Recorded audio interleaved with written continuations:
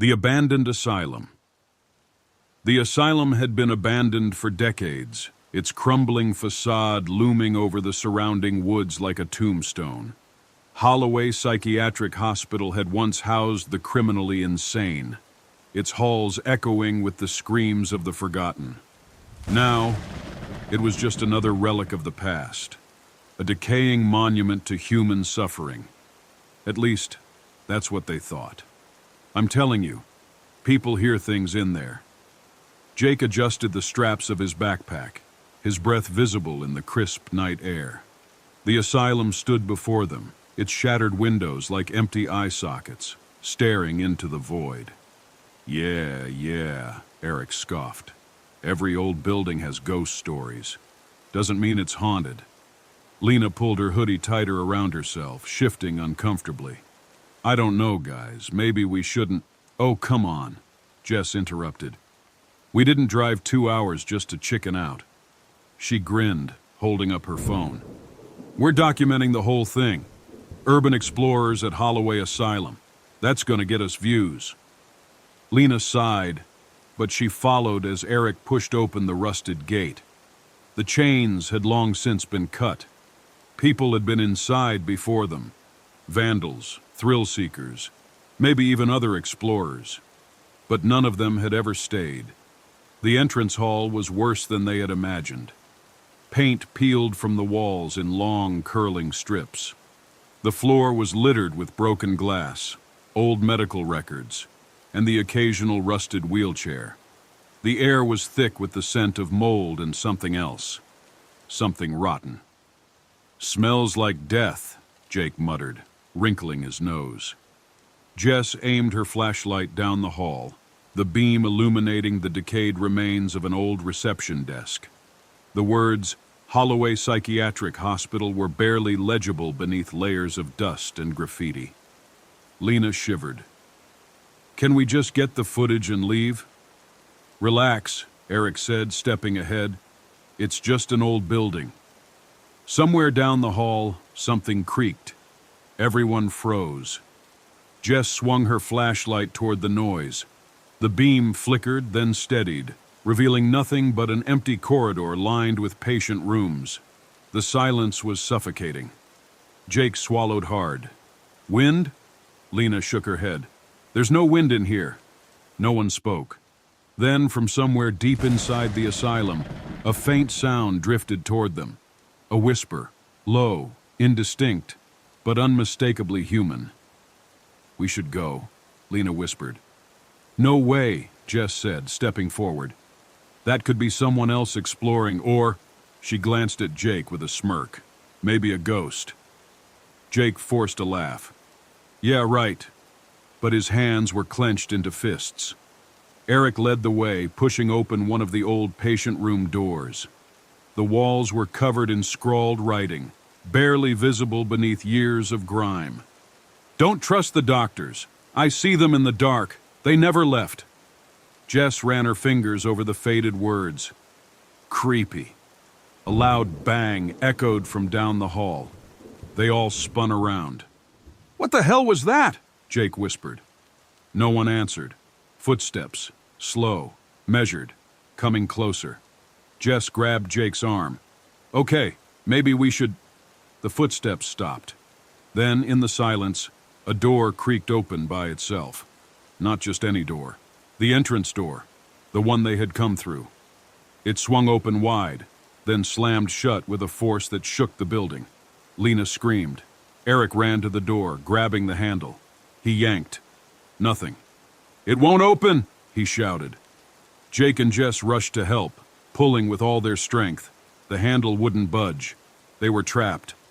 Okay, Jake panted. There's gotta be another way out. Lena's breathing was ragged. Something doesn't want us to leave, Eric scoffed, trying to mask his fear. The door's old. It probably jammed. Then why did it slam shut by itself? A scream tore through the halls. Not from them.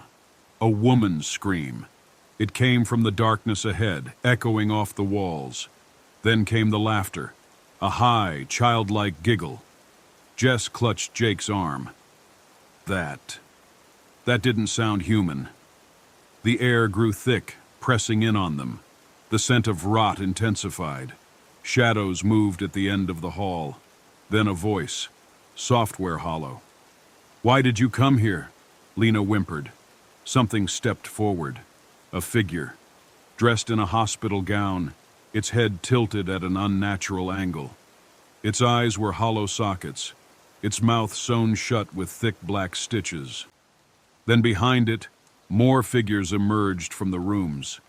Pale, misshapen, former patients, still here, still waiting.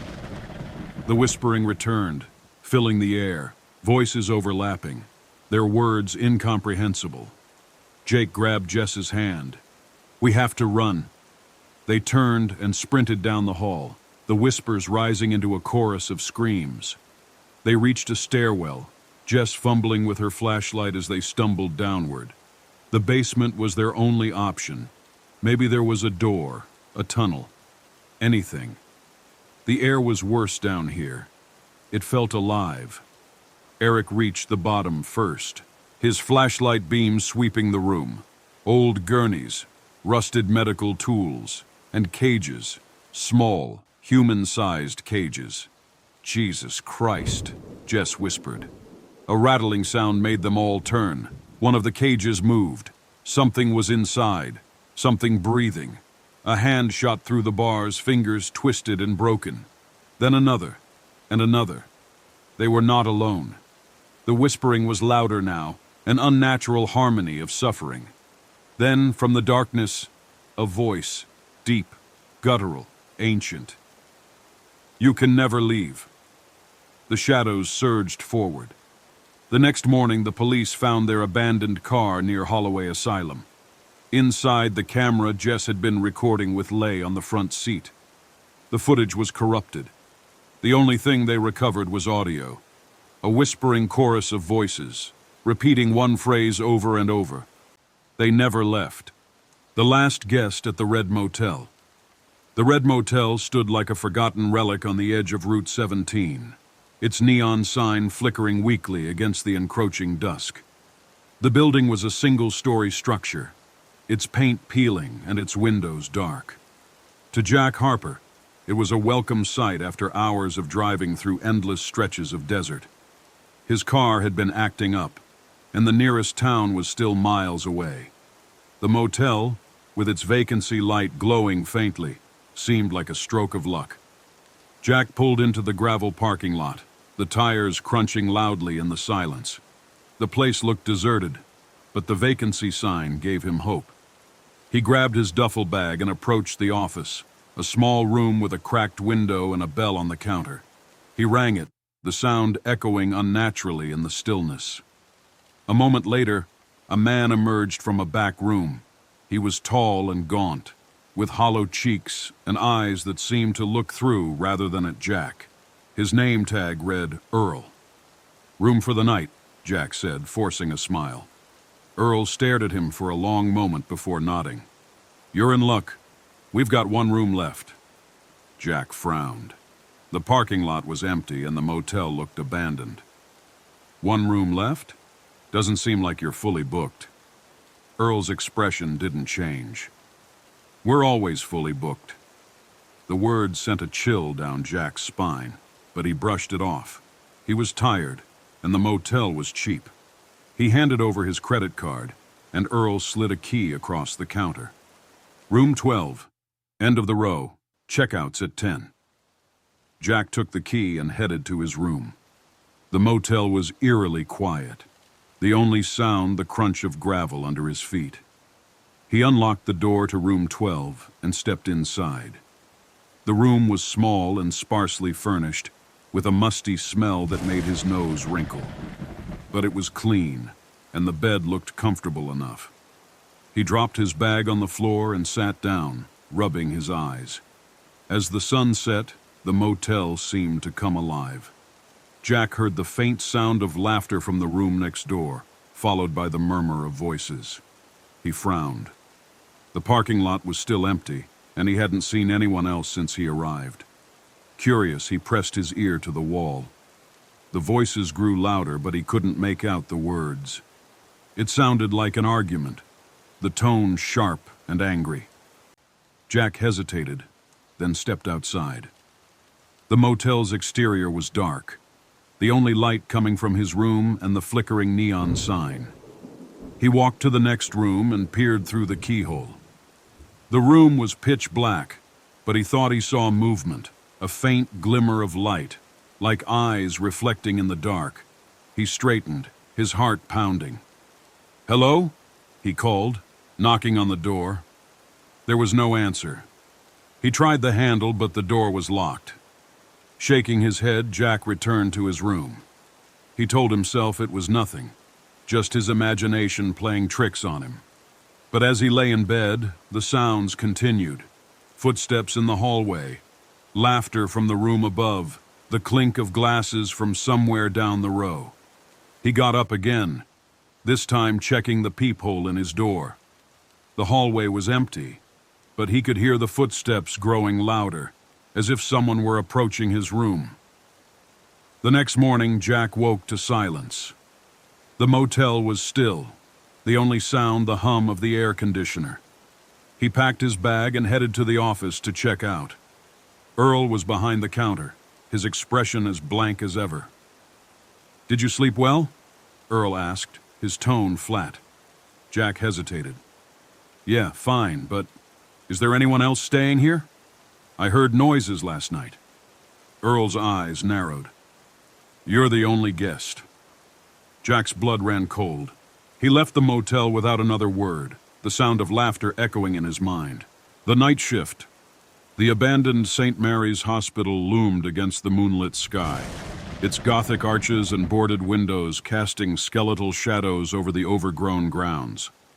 Security guard Marcus Hale parked his rusted sedan at the edge of the parking lot, the crunch of gravel under his tires the only sound in the dead silence. He adjusted his uniform, the fabric stiff against his lean frame, and glanced at the photo of his daughter, Lily, tucked in the visor. The job paid enough to keep her in school, even if it meant enduring the hollow ache of midnight shifts. The lobby doors creaked as Marcus entered, his flashlight cutting through the gloom. The air smelled of mildew and decay, the remnants of medical equipment scattered like bones. He settled into the security booth, its flickering monitors casting a pallid glow. The cameras showed empty hallways, their tiles cracked and stained. At 2:17 a.m., the first whisper slithered through the intercom, a faint garbled murmur. Marcus stiffened, scanning the monitors. Nothing. He dismissed it as static, but the whispers returned. Night after night they grew louder, coalescing into fragmented pleas. "Help us!" By the third week, the footsteps began. Slow, deliberate thuds echoed from the east wing, where the morgue once operated. Marcus rewound the CCTV footage, his breath hitching. A shadowy figure drifted past camera 12, its form blurred, as if smudged from reality. He grabbed his baton and ventured into the hall, his flashlight trembling. The corridor was empty, the air frigid. "Hello?" he called, his voice swallowed by the dark. The next night, the figure reappeared on camera 7, closer to the booth. Its outline sharpened, a gaunt silhouette with elongated limbs. Marcus's hands shook as he dialed his supervisor, who chuckled. "Old wiring, Hale, don't let the spooks get you." Sleep became a memory. Marcus's logs filled with timestamps of sightings. 3:15 a.m., figure near pharmacy. 4:30 a.m., whispering in north wing. He found old newspapers in the boiler room, headlines screaming of patient suicides, and a surgeon who vanished in 1983. Dr. Ephraim Voss, the article read, accused of unethical experiments. One night, the temperature plummeted. Frost spiderwebbed the monitors. Camera 9 showed the figure standing outside the booth door, its face a void. Marcus lunged to lock the door, but the handle rattled. A breath, icy and rancid, hissed through the vents. "Join us!" The final shift. Marcus arrived with a crucifix and a flask of whiskey. The monitors flickered to life, revealing figures in every corridor, their forms writhing, converging toward the booth. The intercom erupted in a cacophony of screams. The power died. In the suffocating dark, the door groaned open. Shapes pooled inside, their whispers a chorus of the damned. Marcus's flashlight died as skeletal fingers closed around his wrist. Dr. Voss's voice, liquid and cruel, slithered into his ear. "You're mine now." The police found the booth empty. Marcus's log opened to a final entry. "They're here." St. Mary's was condemned, but locals swear they see a new shadow in the window. A man in a security uniform, forever pacing the halls, his face a silent scream. The mirror guest. The first time it happened, Daniel brushed it off as a trick of the light. He had been living in the old brownstone apartment for less than a week, and the place still felt foreign to him. The creak of the floorboards, the way the wind whistled through the cracks in the windows, the faint smell of mildew that no amount of cleaning could erase. It was 3:33 a.m. when he woke, his heart pounding for no reason he could name. The room was dark, save for the pale glow of the street lamp filtering through the curtains. And there, in the corner of his vision, was the shadow. It stood in the mirror, a tall, indistinct figure, its edges blurred as if it were made of smoke. Daniel froze. His breath caught in his throat. He told himself it was just his sleep-addled mind playing tricks on him, a remnant of some half-remembered dream. But when he turned his head to look directly at the mirror, the shadow was gone. The reflection showed only his own face, pale and wide-eyed, staring back at him. He laughed nervously, a sound that echoed too loudly in the empty room. "Get a grip, Dan," he muttered, pulling the blanket up to his chin. He fell back asleep, but his dreams were restless, filled with shifting shadows and silent watchers. The next night, it happened again. 3:33 a.m. The same jolt of adrenaline, the same cold sweat. This time, Daniel didn't move. He lay perfectly still, his eyes fixed on the mirror. The shadow was there again, clearer now. It stood just behind his reflection, its head tilted as if studying him. Daniel's breath came in shallow gasps, his fingers clutching the sheets. He wanted to look away, to close his eyes, but he couldn't. The shadow didn't move, didn't speak, but its presence was suffocating, a weight pressing down on his chest. When the first light of dawn crept into the room, the shadow faded, dissolving into the glass like ink in water. By the third night, Daniel was prepared. He set up his phone on the nightstand, the camera pointed at the mirror. He told himself he was being ridiculous, that there was a logical explanation for what he was seeing. Maybe it was a trick of the light, or his eyes playing tricks on him in the dark. But deep down, he knew better. The shadow wasn't a trick. It was real. At 3:33 a.m., he woke to the sound of his own heartbeat. The shadow was there again, closer this time. He could see the outline of its face now, a hollow-eyed, gaunt visage that sent a shiver down his spine. His phone recorded everything, but Daniel didn't need proof. He could feel the shadow's gaze, cold and unblinking, boring into him. He reached for the lamp on his nightstand, fumbling for the switch. The light flooded the room, and the mirror showed only his own reflection, his face drawn and haggard. The next morning, Daniel reviewed the footage. His stomach churned as he watched the shadow appear in the mirror, its form growing clearer with each passing second. He paused the video, zooming in on the figure. It wasn't just a shadow, it was a person, or something that had once been a person. Its eyes were empty sockets, its mouth a thin, lipless gash, and it was smiling. Daniel's days became a blur of exhaustion and paranoia. He avoided the mirror as much as he could, covering it with a sheet during the day and turning it to face the wall at night. But no matter what he did, the shadow found him. It was always there at 3:33 a.m., waiting in the mirror, its smile growing wider with each passing night. One morning, Daniel noticed something strange. He was brushing his teeth, his movements slow and mechanical, when he caught a glimpse of his reflection in the bathroom mirror. For a split second, it didn't match his movements.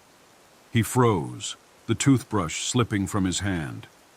His reflection stared back at him, its head tilted at an unnatural angle, its lips curled into a faint smile. Daniel blinked, and the reflection was normal again. He told himself it was just his imagination, but the seed of doubt had been planted. That night, he didn't sleep. He sat on the edge of his bed, his eyes fixed on the mirror, waiting for 3:33 a.m. The minutes dragged by, each one feeling like an eternity. When the clock finally struck the hour, the shadow appeared, its form clearer than ever. Daniel's breath hitched as he realized the reflection in the mirror wasn't his own. It was the shadow, wearing his face like a mask. Its movements were slightly out of sync with his, its smile widening as it mimicked his every gesture. Daniel's heart raced as he reached for the lamp, his fingers trembling. The light flickered on, but the shadow didn't disappear. It stood in the mirror, its eyes locked on his, its smile stretching impossibly wide. Daniel stumbled back, his mind reeling. This wasn't possible. This couldn't be real. But the shadow was there, solid and undeniable, its presence filling the room with a suffocating dread. The days that followed were a nightmare. Daniel stopped sleeping altogether, afraid of what